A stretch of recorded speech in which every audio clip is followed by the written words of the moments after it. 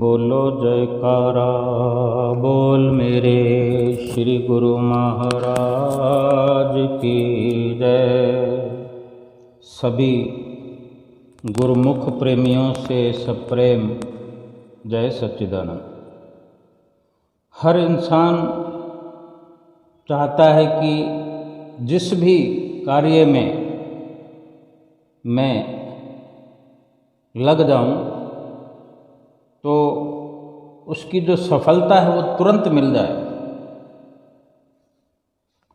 और सफलता तुरंत भी कैसी मिले कि मेहनत करनी ना पड़े। अगर इस प्रकार से कोई सोचता है तो ये कैसे संभव है कि किसी कार्य में सफलता भी मिले, जल्दी भी मिल जाए और मेहनत करनी ही ना पड़े। जैसे खाना खाना है, जल्दी से बन जाए, जल्दी से खा लें, भूख मिट जाए, लेकिन उसके लिए जो पुरुषार्थ है, परिश्रम, मेहनत जो उसमें लगती है वो तो करनी ही पड़े। खाना बन जाने के बाद, थाली में आ जाने के बाद, थाली में परोसे जाने के बाद भी अगर कोई कहता है कि मैंने इतनी मेहनत तो कर ली, इतना पुरुषार्थ कर लिया, अब और क्यों करूं, तो भी ये तर्क गलत है।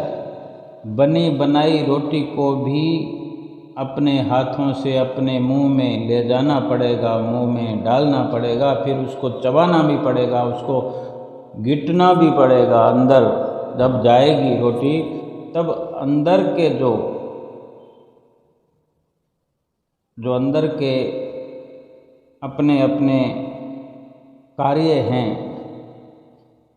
कि जो अंदर के पार्ट्स हैं शरीर के, बेशक सब के सब जो हैं एक वक़्त के अनुसार और एक कुछ समय जो निर्धारित है, भले वो तब तक ही काम करते हों, लेकिन कार्य तो वही करेंगे। सारा कार्य इंसान करके भी सफलता प्राप्त नहीं कर सकता, लेकिन जो कार्य हमारा स्वयं का है, रोटी खाने के बाद रोटी से जो भूख मिटाने का जो हमारा ख्याल है, उसमें आटे का इंतज़ाम करना पड़ता है, आटे को गूंथना पड़ता है, फिर रोटी बनानी पड़ती है, रोटी बनाकर थाली में अपनी व्यवस्था करके रखने के बाद भी उसके ग्रास तोड़ कर रोटी के टुकड़े कर करके मुंह के अंदर ले जाने पड़ते हैं। फिर दांतों का जैसे कार्य है कि वो दांत उसको चबाते हैं, पीसते हैं, महीन करते हैं, फिर उसको हलक से नीचे भी उतारना होता है। फिर अंदर जो अंदर की कार्रवाई है, कुछ काम आंतों का है, हाजमा का है। इस प्रकार उस रोटी के अंदर कितने तत्व निकलते हैं। खून भी उसी से बनता है, वसा जो चाहिए शरीर को वो भी उसमें से अलग होता है। सारी चीज़ें, छोटी छोटी चीज़ें जो होती हैं, सब अलग होकर अलग अलग जगह अपने आप सप्लाई हो जाती है। लेकिन ये भी हमें ख्याल रखना पड़ता है कि ये शरीर के जो पार्ट्स हैं ये भी तभी कार्रवाई करते हैं जब तक इसके अंदर सचेतता है, सजगता है, इसमें जान है, इसको कोई चला रहा है, अंदर बैठा ही इसको कोई चला रहा है। अगर जिस वक़्त वो चलाने वाला अंदर मौजूद न रहेगा तो शरीर तो तब भी होगा, फिर ना तो ये पुरुषार्थ कर पाएगा, ना अगर फिर कोई इसी शरीर के अंदर, मुंह के अंदर रोटी का ग्रास कोई दूसरा भी व्यक्ति डाल देगा तो ये दांत चबाने से इनकार कर देंगे, हलक अपने नीचे उतारने को जवाब दे देगा, और अंदर की जो कार्रवाई है वो कुछ भी नहीं हो पाएगी। लेकिन जब तक चेतना है तब तक तो ये ज़रूरी है कि पुरुषार्थ करना पड़ेगा, जितनी ज़रूरत है उतना ही करना पड़ेगा। संत महापुरुष कई प्रकार से समझाते हैं कि अगर का पानी की प्यास है तो पानी को देखने से प्यास बुझ नहीं सकती। संत सत्पुरुष जो इस संसार में आते हैं तो केवल और केवल एक ही उद्देश्य को लेकर अवतरित होते हैं। एक ही लक्ष्य उनका होता है। वो उद्देश्य और लक्ष्य यही होता है कि जीवों का कल्याण करना, जीवों के कल्याण तथा उनकी भलाई को दृष्टिगत रखकर ही संत महापुरुष जीवों के प्रति सत उपदेश करते हैं। उनका कथन है कि जब तक मनुष्य संत सत्पुरुषों के वचनों पर अमल नहीं करता, अमल में नहीं लाता, उनके वचनों को अपने जीवन को क्रियात्मक नहीं बनाता, तब तक उसका कल्याण नहीं हो सकता। भले ही संत महापुरुष चाहते हैं कि जीव का कल्याण हो, संत महापुरुष इस संसार में अवतरित होते हैं कि हम जीवों का कल्याण हो सके, लेकिन हम जीव अगर पुरुषार्थ नहीं करेंगे, उनके बताए रास्ते पे नहीं चलेंगे, उनके वचनों पर अमल नहीं करेंगे तो कल्याण नहीं हो सकता। सत्पुरुष चाहते हैं कि हमारा कल्याण हो तो हमें भी पुरुषार्थ करना पड़ेगा, कल्याण तभी संभव है। कथन है, अमृत को सागर भरियो देखे प्यास न जाए, देखे प्यास न जाए पिए बिन कौन बतावे, कल्प वृक्ष को देख खाए बिन भूख न जावे, और की दौलत देख दरिद्र नाही नसाई, अंधा पावे आँख साच वाकी वैदाई, लोहा कंचन होए पारस की करे सराहना, क्या मलया की सिफत काठ को काठे रहना, सतगुरु तुमरे वचन को पलटू न पति आए, अमृत को सागर भरियो देखे प्यास न जाए। भावार्थ यह है कि यदि अमृत का समुद्र भरा हुआ हो तो केवल उसको देखते रहने से थोड़ी प्यास बुझ सकती है। प्यास तो पीने से बुझेगी। कल्प वृक्ष को देखने मात्र से किसी की भूख नहीं मिट जाती। भूख तो मिटेगी तब ही जब कोई भोजन पदार्थ खाया जाएगा। और इसी प्रकार दूसरे व्यक्तियों को हम देखते हैं संसार में, बड़े बड़े धनी धनाढ़ अमीर लोग, उन व्यक्तियों का धन देख कर क्या हम अगर गरीब हैं तो उनके धन को देखने मात्र से क्या हमारी गरीबी दूर हो जाएगी? गरीबी तो तभी दूर होगी जब यत्न और परिश्रम से वो धन हम खुद अपने आप और अपने लिए कमाएंगे और उसको एकत्र करेंगे तो धनवान बनेंगे। और कोई वैद्य या डॉक्टर बहुत अच्छा हो, उम्दा किस्म की दवाई देता हो, उस वैद्य की प्रशंसा करते रहने मात्र से अगर हमें आँखों की दवाई चाहिए या और किसी प्रकार की दवाई चाहिए, कोई रोग है हमें, या जैसे आँखों में कोई हमें तकलीफ़ है, नेत्र का रोग हमारा है, तो वो नेत्र का रोग क्या उस डॉक्टर की वैद्य की प्रशंसा करते रहने से क्या आँखें ठीक हो जाएंगी? आँखों का रोग तो तभी दूर होगा, आँखों के रोग से छुटकारा तभी मिलेगा, तभी आँख की रोशनी ठीक ठीक काम करेगी जब वो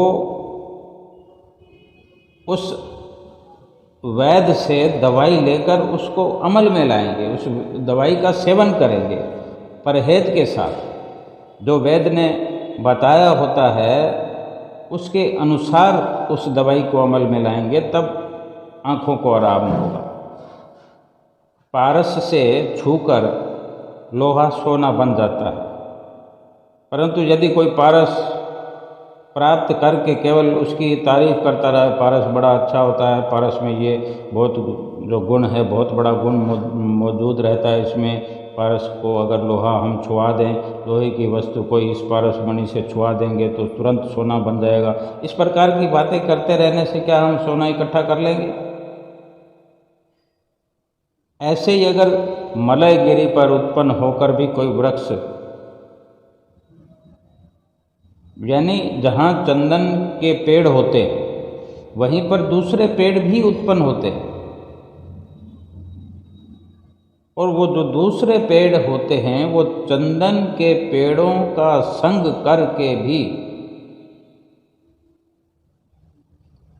चंदन का रूप नहीं बनते, चंदन की खुशबू उसमें नहीं आती। तो इसमें चंदन का जो पहाड़ है, जो पर्वत है, जहाँ चंदन के पेड़ उगते हैं, चंदन का बाग है, उसकी प्रशंसा में कोई कमी नहीं आएगी। हमारी प्रशंसा करने से ना करने से कोई फर्क नहीं पड़ता। अगर वहाँ कोई दूसरी किस्म का पेड़ उस चंदन के पेड़ से लाभ नहीं उठाता, क्योंकि ये मशहूर है कि चंदन के जहाँ पेड़ होते हैं, जहाँ चंदन के बाग होते हैं, वहाँ पर दूसरे किस्म के जितने भी पेड़ होते हैं उनके प्रसंग से, उनकी संगत से ही वो खुशबू दूसरे पेड़ों में आ जाती है, और वो दूसरे किस्म के पेड़ भी चंदन की संगत के कारण चंदन के भाव में बिक जाते हैं। थोड़ा कम हो ज़्यादा हो वो अलग बात है, लेकिन चंदन के समान उस लकड़ी की कीमत हो जाती है। ये संगत का असर है और उसके अंदर ये विशेषता है। जैसे पारस मणि में विशेषता है कि लोहे को सोना बना देता है, तो चंदन के पेड़ में भी ये विशेषता है कि दूसरी किस्म के पेड़ों को भी वो चंदन जैसा बना देता है।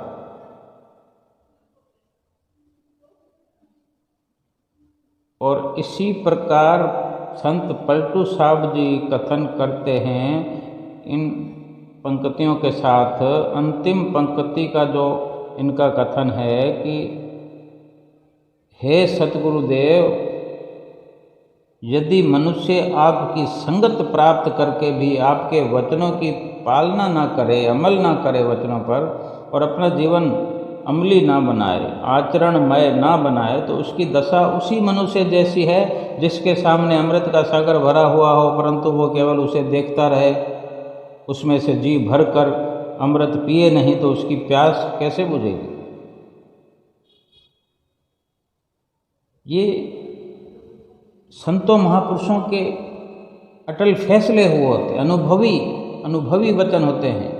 सतगुरु तुमरे वचन को पलटू ना पति आए, अमृत को सागर भरियो देखो, देखे प्यास न जाए। तो पुरुषार्थ ही सबसे अहम है। पलटू साहब जी ने सीधे सीधे इस तथ्य को स्पष्ट करने का प्रयत्न किया है अपने वचनों में, अपनी वाणी में, कि जब तक मनुष्य अपना जीवन क्रियात्मक नहीं बनाता, अपना जीवन आचरणमय नहीं बनाता, अमली नहीं बनाता, अमल नहीं करता जीवन में, अमल संतों महापुरुषों की वाणियों को अमल में नहीं लाता, जीवन में वो कुछ भी लाभ प्राप्त नहीं कर सकता। इस बात को स्पष्ट करने के लिए उन्होंने कई उदाहरण भी प्रस्तुत किए हैं। जैसे सागर का उदाहरण दे दिया, अमृत के सागर का उदाहरण। और कोई प्यास ना बुझाए अमृत के सागर पर बैठकर, वहाँ पहुँच जाए, अमृत के सागर के नज़दीक पहुँच जाए, किनारे पर पहुँच जाए, वहाँ किनारे पर बैठ जाए और बैठकर केवल उस अमृत को देखता रहे, क्या लाभ मिलेगा? प्यास नहीं बुझेगी, कभी नहीं बुझेगी। प्यास तभी बुझेगी जब उसके नज़दीक जाकर अपने अंजलि में, अपने चुल्लू भर में जो पानी भरेगा, जितना पानी अंदर अपने ले जाएगा उतनी प्यास बुझती जाएगी। अमृत के परिपूर्ण समुद्र को देखते रहने के बजाय यदि शीतल जल के ही कुछ घूंट पी लिए जाए, अमृत कि समुद्र की तारीफ करने के बजाय मात्र साधारण पानी को भी अगर एक दो चुल्लू भरकर अगर उसका पान कर लिया जाए तो उससे प्यास बुझ जाएगी। उसकी तारीफ करने की ज़रूरत नहीं है, उसको श्रवण करने की ज़रूरत है, उसको पीने की ज़रूरत है। इसी को क्रियात्मकता कहते हैं। जीवन में क्रियात्मकता लाना, जीवन को क्रियात्मक बनाना, इसी को कहते हैं। संत महापुरुषों के यही इशारे होते हैं। ये पानी की बात हुई।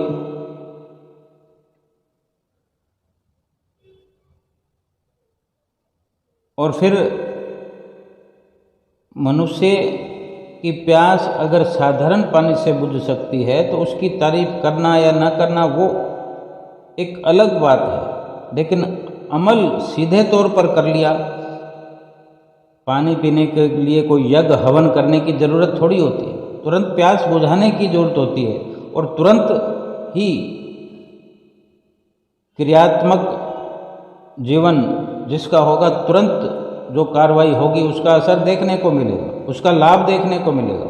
और इसके उलट यदि कोई केवल ये कहता रहे कि मैं तो अमृत के सागर के नज़दीक पहुंच गया था, वहाँ पानी ही पानी था, कोई कमी नहीं थी, लेकिन फिर भी मेरी प्यास नहीं बुझी। बहुत से लोग होते दुनिया में, कहते हैं मुझे ये दुख है, मुझे ये दुख है, मुझे ये दुख है। ठीक है, जो संत महापुरुषों की संगत में पहुंच जाते हैं वो भी कहते हैं मुझे ये दुख है, मुझे ये दुख है। यानी आम संसारी अगर कोई संतों महापुरुषों की शरण ग्रहण नहीं करता, उसको लाभ ना हुआ। लेकिन जो संतों महापुरुषों की संगत में पहुंच करके भी ये शिकायत करता है, तो इसका मतलब यही है कि वो संतों महापुरुषों के वचनों पर अमल नहीं करता, गौर नहीं करता। ऐसी अज्ञानता का कोई लाभ नहीं है।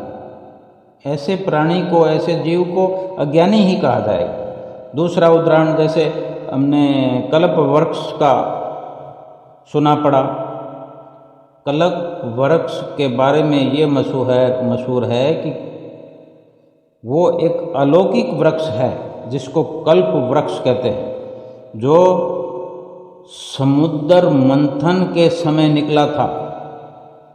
और कल्प वृक्ष की ये विशेषता है कि उसके नीचे पहुंचकर, वृक्ष के नीचे कोई पहुंच जाता है, खड़ा हो जाता है या बैठ जाता है, उसकी छत्र छाया में पहुंच गया कोई, उसके नीचे पहुंचकर जिस प्रकार का वहां खड़े होकर संकल्प उठाया करता है, जो भी विचार मन में लाए, उसे कुछ चाहिए तो वो केवल ख्याल करे तो पलक झपकते ही उसका ख्याल पूरा हो जाता है। किसी वस्तु की मांग करता है तो वो वस्तु जो है उस कल्प वृक्ष के द्वारा मुहैया कराई जाती है। उस ख्याल करने वाले को वो वस्तु जो है तुरंत मिलती है।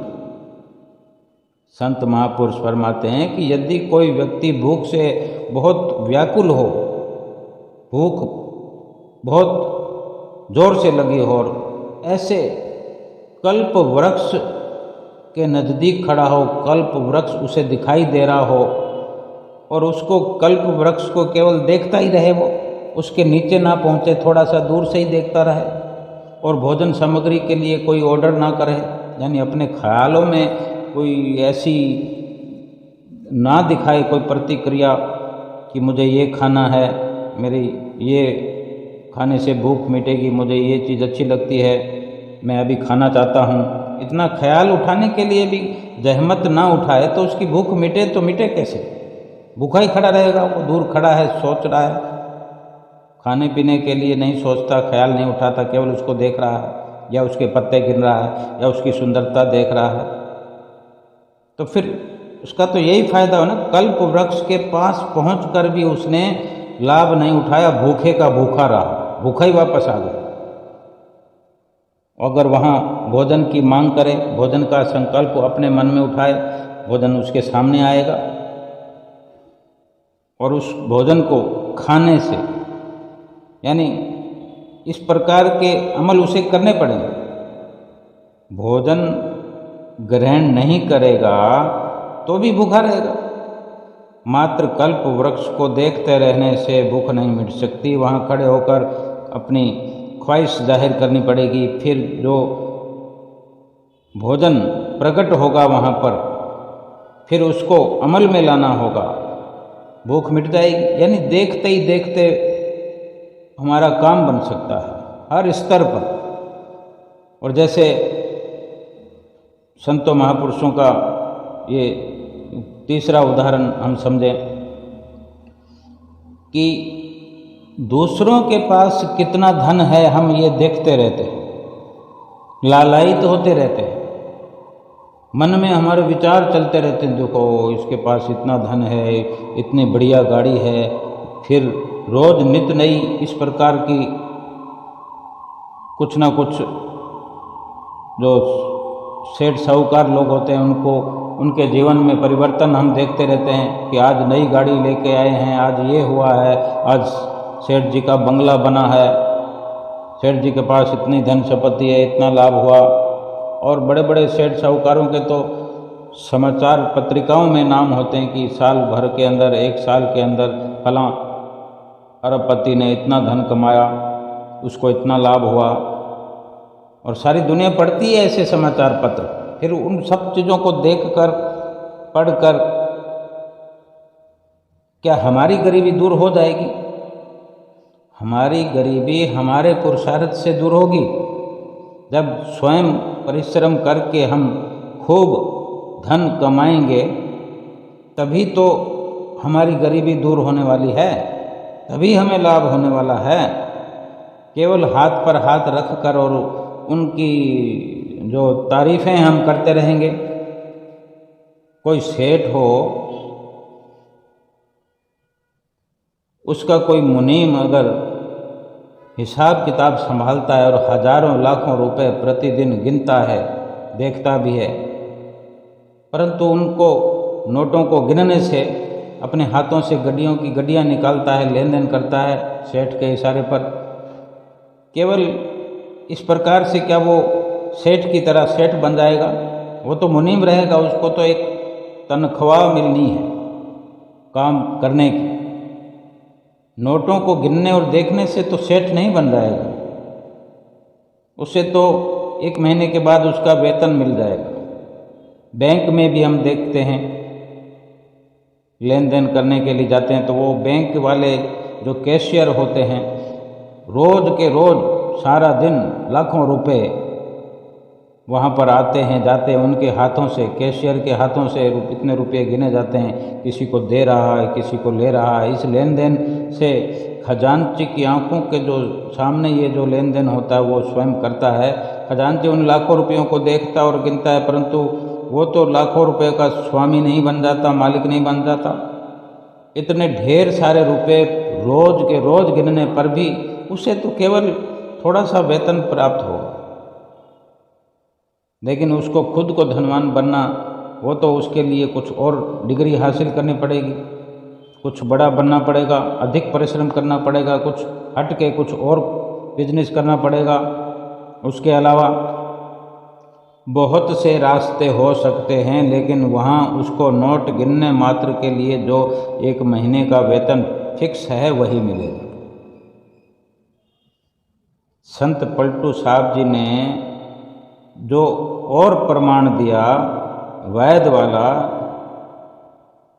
कि जिसकी आँखों की रोशनी खराब हो चुकी हो और जिसे दिखाई ना देता हो, यदि वैद की प्रसिद्धि सुनकर वो रोगी केवल उस वैद की प्रशंसा करता रहे, फलां जगह पर वो वैद रहता है, वो बहुत अच्छा बताते हैं, वो ऐसे ठीक कर देता है, वो वैसे ठीक कर देता, तो क्या प्रशंसा करने से ठीक होगा? बिल्कुल नहीं। लाभ की आशा तो वो तभी कर सकता है जब वो रोगी जो है चल पड़े, उसके पास पहुंचने के लिए शुरुआत करे, उस वैद्य के पास जाए, आंखों की जांच कराए, वैद्य की बताई हुई दवाई का, औषधि का सेवन करके और परहेज रखकर वैद्य के कहे अनुसार अपनी चिकित्सा करवाए, इलाज करवाए। ऐसा करने से संभव है कि उसे खोई हुई नज़र मिल जाए, उसकी आंखों की रोशनी आ जाए, आंखों का लाभ मिल जाए, आंखों का रोग दूर हो जाए। वैद्य के पास जाने और उपचार कराने की बजाय और घर बैठकर तारीफ़ें या उसके गीत गाने से अच्छे अच्छे गीत बना ले वो उस वेद की प्रशंसा में, तो क्या लाभ होगा। सैकड़ों रोगी उससे इलाज कराकर लाभ कर चुके हैं। ये भी गीत बना ले वो कि उसने हजारों को ठीक कर दिया, लेकिन मुझे ठीक होना है तो ये तारीफ़ों के पुल बांधने से मैं ठीक नहीं होऊंगा। उसके पास जाना पड़ेगा, उसकी संगत में पहुंचकर उसके कहे अनुसार इलाज करना पड़ेगा, तभी लाभ होगा। जितने भी ये पारस का उदाहरण भी दिया कि पारस जो विशेष पत्थर है उसकी तारीफ़ ही करते रहेंगे तो कुछ भी सोना हम नहीं बना सकते, और कार्य शुरू कर दें तो जितना घर के अंदर लोहा है उस सोहे की, उस पारस की रगड़ से सारे का सारा लोहा जो है हम सोने में तब्दील कर सकते हैं। यह है पुरुषार्थ का असर, और इसी को क्रियात्मक जीवन कहते हैं।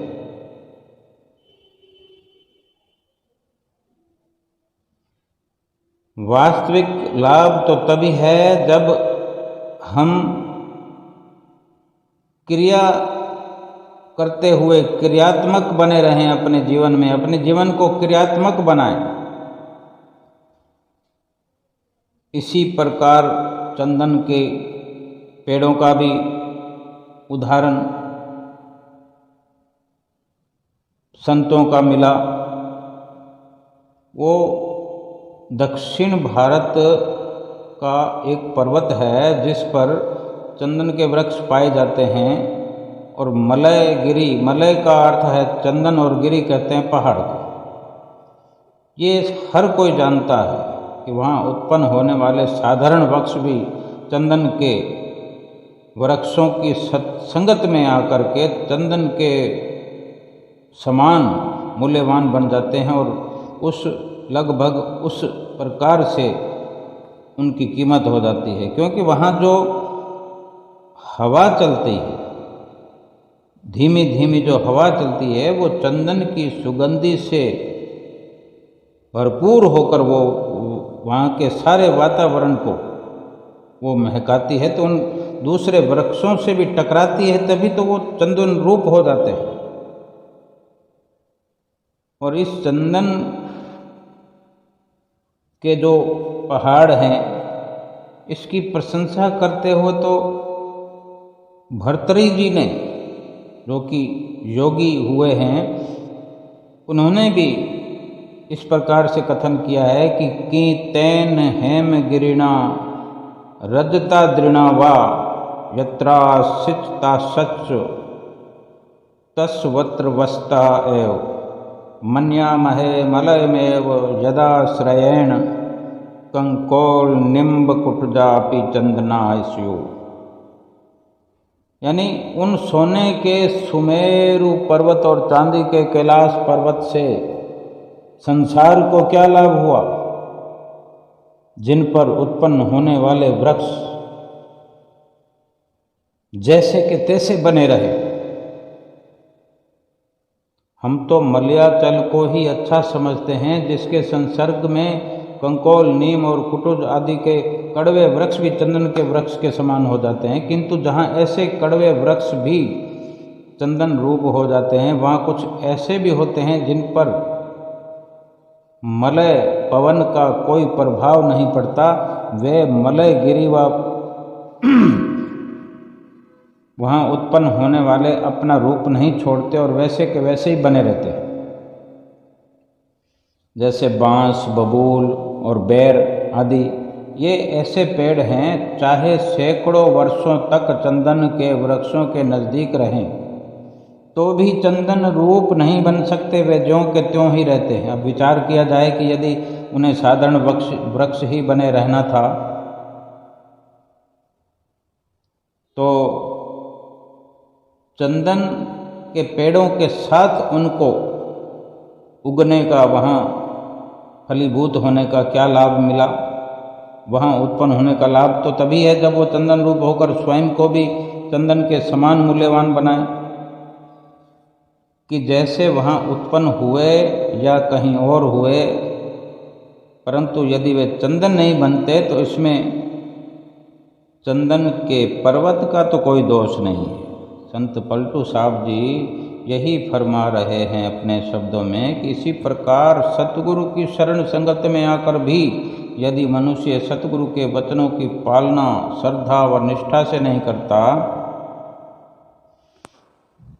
तो उसकी अवस्था में परिवर्तन कैसे होगा। जिस तरह वो कुछ पेड़ उस संगत में होकर भी वो तब्दीली नहीं अपने आप में लाते, यानी उनका कुछ जो स्वभाव है उस स्वभाव को छोड़ेंगे नहीं, तो दूसरा स्वभाव उन पर असर कैसे करेगा। ये तो जड़ वस्तु है, उदाहरण है, लेकिन इंसान जो है, जीव जो है इस दुनिया के अंदर सर्वश्रेष्ठ, कि अगर संतों महापुरुषों की संगत में आने पर अपने जीवन में तब्दीली नहीं कर पाता तो फिर संतों महापुरुषों की शरण ग्रहण करने के भी क्या लाभ हो। आम संसारी इंसान की प्रकार से उन्हीं की तरह ही हमारा जीवन बना रहेगा। उनके जो वचन सुनते हैं, संतों महापुरुषों के जो वचन हम सुनते हैं, श्रद्धा से अगर उसका पालन नहीं करेंगे, निष्ठा से, यानी एक बहुत दृढ़ता से एक नियम बना करके कि ये हमारे सतगुरु का हम पर अनन्य उपकार है कि उनकी शरण संगत जो मिली है और उन्होंने हमें कुछ काबिल समझते हुए एक बड़ा बदलाव करने के लिए उन्होंने अपने कष्ट पर, उन्होंने अपने तन पर कष्ट सहन किए, उन्होंने अपना कीमती समय हमारे लिए दिया। तो क्या हम केवल यूं ही शरण संगत ग्रहण करके कोरे के कोरे बने रहें? बल्कि ये विचार करना होगा कि छोटी मोटी बात होती तो भगवान स्वयं नर रूप में अवतरित होकर हमारे लिए चिंतित न होते। हमें इस बात की चिंता करनी होगी और उनके वचनों पर, उनकी शिक्षा दीक्षा का चिंतन करना होगा, तभी ये संभव हो सकता है कि हम अपने जीवन में अपने लक्ष्य को प्राप्त कर सकें, अपने लक्ष्य की प्राप्ति कर सकें। क्योंकि उनके वचनों को श्रद्धा और निष्ठापूर्वक हृदय में उतारना पड़ेगा, अक्सर अपने हृदय में उद्धारण करना पड़ेगा, उसका पालन करना पड़ेगा, उसको अमल में लाना होगा, तभी तो लाभ हो सकता है। इस प्रकार भी मशहूर है कि संतों महापुरुषों के वचन हीरे और मोतियों के समान हैं। तो पहले तो इस पर हमारी श्रद्धा होनी चाहिए, क्या वास्तव में हम जो संतों महापुरुषों से वचन सुनते हैं तो क्या वो हीरे मोतियों के समान है, हमने ऐसा स्वीकार किया? पहले ये स्वीकार करना होगा, ये समझना होगा कि ये हीरे मोतियों के समान किस तरह है। और अगर ये स्वीकार कर लिया हमने, ये समझ लिया भली भांति कि ये अक्सर बात जो है ये सत्य है कि संतों महापुरुषों के वचन जो हैं हीरे मोतियों के समान, यानी एक एक शब्द, एक अक्षर हीरे मोतियों के समान है, हीरे मोतियों से कहीं बढ़कर है। तो क्या कोई दुनिया के अंदर हीरे मोती ना सही अगर 5-5 रुपए के सिक्के हों, 1 या 2 रुपए के सिक्के की बात नहीं करते, चलो फिर भी अगर 1-2 के भी सिक्के हो तो भी उसकी भी चलो हल्की बात भी अगर हम करें अपने जीवन के अंदर, अगर 1-2 कट्टे या 1-2 बोरियां हों 1 और 2 रुपए के, अभी सरकार ने या बैंक ने बंद नहीं किया है, सरकार का फरमान नहीं हुआ है कि 1 रुपए का सिक्का चलता नहीं है, 2 का सिक्का चलता नहीं है। अगर वो 2 बोरियां भरी हुई हों, उसको खोल करके हमें उसमें से कुछ अपनी जेबों में भर के ले जाना है, तो जितना हम उसको कीमती समझते हैं उतना ही कीमती समझकर उसको ले जाएंगे और किसी भी सिक्के को गिरने नहीं देंगे। जब उसके प्रति हमारी श्रद्धा जगी होगी कि हमारे लिए उसकी क्या कीमत है, अगर उनके लिए हमारी कीमत कम है तो हम उसकी तुलना में 5 रुपए के सिक्के की अहमियत कर सकते हैं। 5-5 के सिक्कों की बोरी भरी हो, उसमें से हमें भर कर ले जाना है 5-4 किलो, तो हम चाहेंगे कि एक भी सिक्का गिरे नहीं, क्योंकि एक सिक्के की कीमत 5 रुपए है। और जहाँ हीरे मोतियों की बात आती है और इस प्रकार से हीरे मोती ही हमें मिल जाएं थैला भरने के लिए कि जितना भरना हो इसमें से ये एक थैला भर लो, तो थैले को पूरा भरेंगे 100%। और फिर उस रास्ते में ले जाते वक्त पूरा ख्याल रखा जाएगा कि एक भी हीरा, लाखों का भी हो सकता है, करोड़ों का भी हो सकता है, क्या हम गिरने देंगे? तो फिर संतों महापुरुषों के वचन अगर हीरे मोतियों के समान है तो उनकी एक एक अक्षर की यानी एक एक हीरे की पहले हमें समझ होनी चाहिए, उस पर श्रद्धा होनी चाहिए, उस सच्चाई को समझना पड़ेगा, ये सत्य सत्य करके मानना पड़ेगा कि वास्तव में हर शब्द संतों का हीरा और मोती है। तो क्या किसी भी हीरे मोती को गिरने देंगे? हमारी पकड़ से कोई भी शब्द दूर हो सकता है? नहीं हो सकता। इसी प्रकार जब अमली कार्रवाई हमारे जीवन में होगी, इसी प्रकार जब हमारा जीवन क्रियात्मक जीवन बनेगा, इस प्रकार से जो हम हर कार्य में क्रियान्वित होकर के लाभ की ओर बढ़ेंगे, तो फिर हमारा जीवन पूरे का पूरा लाभान्वित होगा, लाभ ही लाभ हो जाएगा। सभी प्रकार के विचारों पर अगर हम अमल करते हैं, इस तरह सभी बातों पर अगर हम भली भांति विचार करके, हमें ये चाहिए कि सतगुरु की जो शरण संगत प्राप्त होने का लाभ है वो पूरा पूरा उठाना चाहिए। सतगुरु के वचनों को श्रद्धा और निष्ठा पूर्वक हृदय में धारण करके ही और उनकी पालना हित चित्त से करने पर ही लाभ होगा। ये परमार्थ का लाभ प्राप्त करने के लिए अगर परमार्थ का लाभ प्राप्त हो जाए, होता रहे, इसकी शुरुआत हो जाए, तो जन्म जन्मांतरों से हमारी जीवात्मा की जो प्यास है, भक्ति की प्यास है, वो शांत हो जाए। कौन चाहेगा कि बहुत देर से कोई प्यासा हो और उसकी प्यास बुझे नहीं, प्यास अधूरी रह जाए? कोई नहीं चाहेगा। कोई भूखा हो तो वो यही चाहेगा कि तुरंत भूख भड़कने से पहले हम खाना खाते हैं, बहुत अधिक प्यास लगने से पहले ही हम पानी पीते रहते हैं। ये नित्य प्रति का जीवन है हमारा। और ज़रूरत पड़ने से पहले ही हम कमाई करके एकत्र करना चाहते हैं, आगे से आगे। हमने कल जो कमाई की थी ये सोच कर की थी कि अधिक से अधिक कमा कर, कल जो कमाया था हम कल का कल खर्च नहीं करना चाहते थे, बचा कर रखना चाहते थे। हमारी कमाई कम या ज़्यादा हो सकता है, जितनी ज़रूरत हो उतनी पूर्ति ही ना होती हो, बहुत से ऐसे भी हैं, लेकिन ये एक उदाहरण है।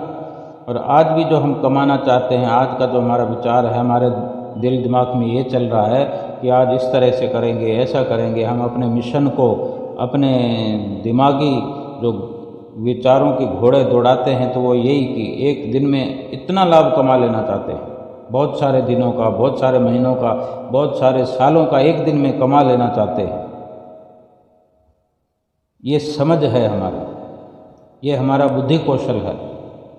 तो फिर भक्ति कमाने के लिए, भक्ति को एकत्र करने के लिए, भक्ति के संस्कार इकट्ठे करने के लिए, भक्ति की कमाई करने के लिए, जो कि भजन अभ्यास से होती है, जो नित्य नियमों की पालना से होती है, उसके अंदर इतनी क्यों अपनी जो सूझबूझ है हम दिखाते नहीं कि हम बहुत सारे दिनों की भक्ति एक दिन में कमा लें? अगर 2 घंटे रोज़ भजन अभ्यास के लिए निश्चित किया है, हमारी खुराक है जीवात्मा की कि 2 घंटे भजन अभ्यास करेंगे तभी उसको आज की खुराक मिलेगी। 5 नियमों की नित्य प्रति पालना करेंगे तभी आत्मा की खुराक पूरी होगी। तो हम रोज़ के रोज़ कई प्रकार से आलस करते हुए हम छोड़ देते हैं, भजन अभ्यास पूरा नहीं होता, छोड़ देते हैं किसी कारण से, बहुत सारे अनेक कारण हैं जिसके कारण से 2 घंटे टूट जाते हैं। 5 नियमों की पालना में खलल पड़ता रहता है, नित्य प्रति पड़ता रहता है। इसके बारे में क्यों हमारे इस प्रकार से विचार, हमारे अंदर ऐसी उत्तेजना क्यों नहीं आती कि भक्ति को एक दिन में 10 दिनों की भक्ति एक साथ इकट्ठा कर लें, इकट्ठी करी पड़ी होगी तो काम आएगी। झूठे धन के लिए ऐसे विचार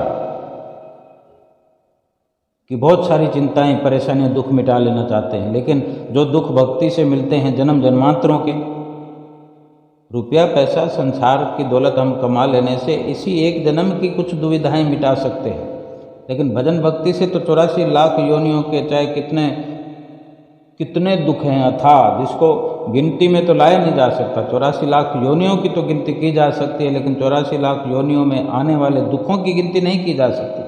कोई हिसाब किताब नहीं है, क्योंकि पाप ही हमारे इतने अथाह हैं।